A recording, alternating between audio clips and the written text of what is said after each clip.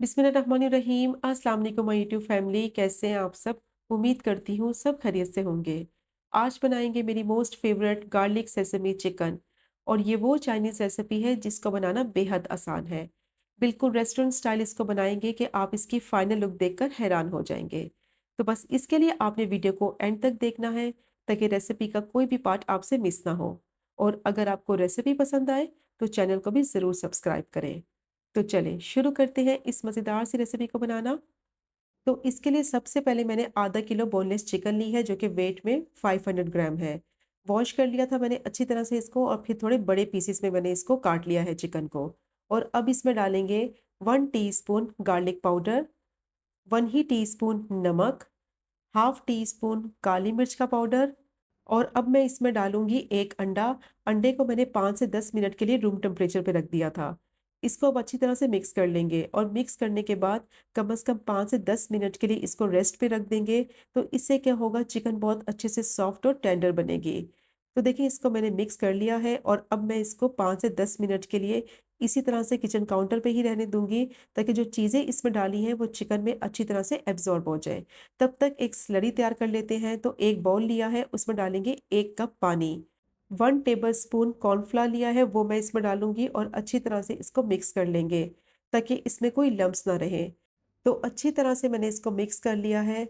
Slurry जो है वो तैयार हो गई है और इसको आगे जाके इस्तेमाल करेंगे। तो मैं इसको अब साइड पे रख देती हूँ। चिकन को 5 से 10 मिनट हो गए थे मैरिनेट हुए हुए। तो बहुत अच्छे से चिकन मैरिनेट हो गई है। एक बॉल में मैंने 1 कप कॉर्नफ्लावर ऐड किया है।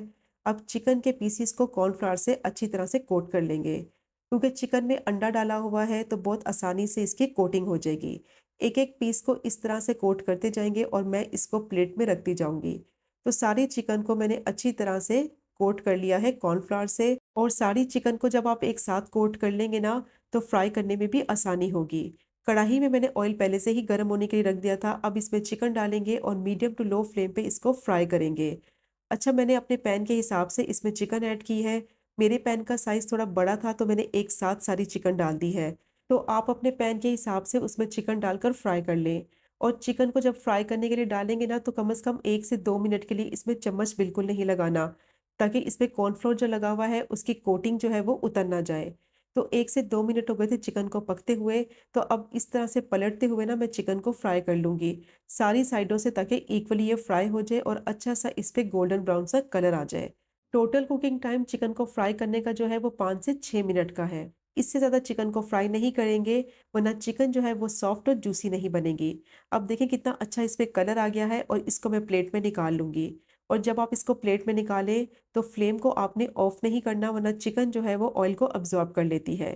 तो देखिए कितना ज़बरदस्त चिकन पे कलर आ गया है। और इस तरह से चिकन को फ्राई करके इसको अब मैं साइड पे रखूंगी। अब दोबारा से मैंने पैन लिया है, उसमें डालेंगे 2 से 3 टेबलस्पून ऑयल। 1 टेबलस्पून भर के मैंने चॉप किया हुआ गार्लिक लिया है और इसको सौटे कर लेंगे। अच्छा, मैं इसको इतना फ्राई करूंगी कि अच्छा सा इसका गोल्डन ब्राउन सा कलर हो जाए और अच्छी सी इसमें से खुशबू आने लगे।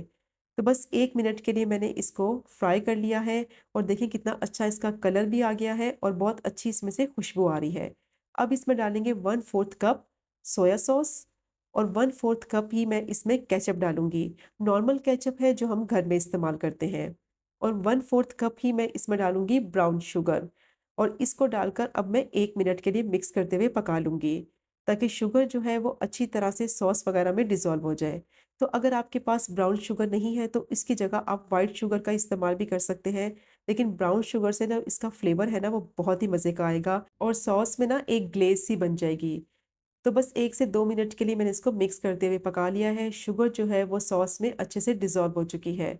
और अब इसमें डालेंगे जो स्लरी पहले से ही बना के रखी हुई थी। और स्लरी डालते वक़्त ना चम्मच को कंटिन्यूस चलाना है ताकि सॉस में कोई लम्स ना बने। और जैसे से इसको पकाएंगे ना तो सॉस जो है वो गाढ़ी होती चली जाएगी। बस थोड़ी देर के लिए मैं इसको मिक्स करूँगी और फ्लेम को मैंने इस स्टेज पे लो कर दिया है। और साथ ही मैं इसमें डाल दूँगी 1 टीस्पून कुटी हुई लाल मिर्च। और अब इसको इतना पकाना है कि सॉस जो है वो परफेक्ट कंसिस्टेंसी तक थिक हो जाए। तो कम से कम 1 से 2 मिनट के लिए मिक्स करते हुए देखिए मैंने इसको पका लिया है। और सॉस की आप कंसिस्टेंसी चेक कर सकते हैं कितनी परफेक्ट ये बन गई है। बस इससे ज़्यादा इसको गाढ़ा नहीं करना, बिल्कुल परफेक्ट जो सॉस बन के तैयार हो गई है। अच्छा, फ्लेम को मैंने इस स्टेज पे लो ही रखा हुआ है और अब इसमें डालेंगे फ्राई की हुई चिकन। और चिकन डालने के बाद इसको बस 1 से 2 मिनट के लिए पकाना है, ताकि चिकन जो है वो सॉस में अच्छी तरह से कोट हो जाए। तो देखिए चिकन को मैं इस तरह से कोट भी करती जा रही हूँ सॉस में, और साथ-साथ ये पकती जा रही है लो फ्लेम पे। और कितने अच्छे से देखिए इसकी कोटिंग हो गई है। और अब इसमें डालेंगे इसका मेन इंग्रीडिएंट जो है, सेसमी सीड्स। तो 2 टेबलस्पून मैंने सेसमी सीड्स लिए हैं, वो मैं इसमें ऐड करूँगी और थोड़े से मैं बचा लूँगी गार्निश के लिए।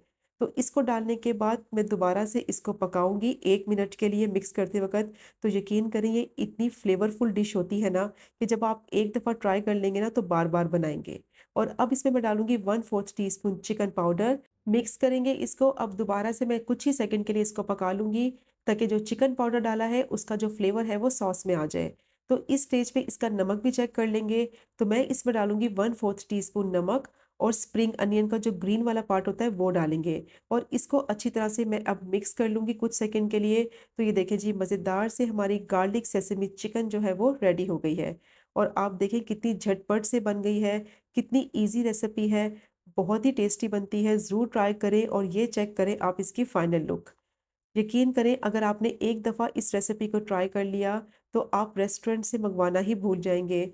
बहुत ही मज़े की बनती है, और इसको मैं गार्निश करूँगी अब सेसमी सीड्स के साथ और कुछ स्प्रिंग अनियन के साथ। तो ये चेक करें आप इसकी फाइनल लुक कितनी टेम्प्टिंग लग रही है। आपके घर में कोई पार्टी है, दावत है, उसमें भी आप इसको बना सकते हैं। तो इसकी चिकन चेक करें कितनी मॉइस्ट, सॉफ्ट और जूसी बनती है। तो ज़रूर ट्राई कीजिएगा ये मज़ेदार सी रेसिपी। और अगर आपको रेसिपी पसंद आए तो लाइक, कमेंट और शेयर भी ज़रूर करें। इंशाल्लाह मिलेंगे अगले कुकिंग व्लॉग में फिर एक नई रेसिपी के साथ। तब तक मुझे अपनी ख़ास दुआ में याद रखें। अल्लाह हाफ़िज़।